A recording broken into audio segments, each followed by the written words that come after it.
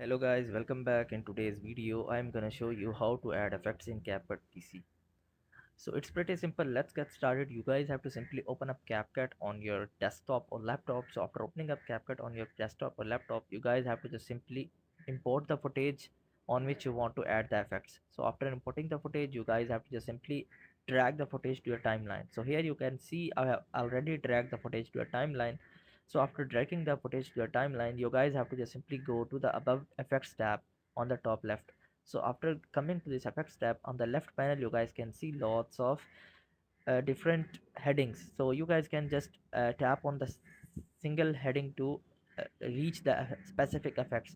So it is just a sort of a category. You guys can select your specific effect and by just tapping on the specific category. So assume that in the glitch section you guys can see lots of glitch effects, and in the lens section you guys can also see lots of blurs and other multiple effects.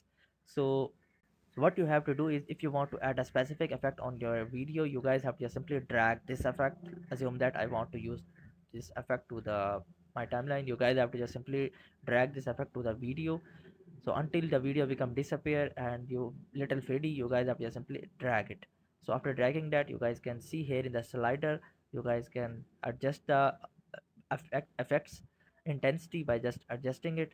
And if you want to use multiple effect, you guys can drag multiple effect to your clip. And if you want to add a new effect, you guys can just simply click on this download button, which is here. You guys can in this way download the effect. So after it become downloaded, it has two options. The first one is the plus option, the second one is the favorite option.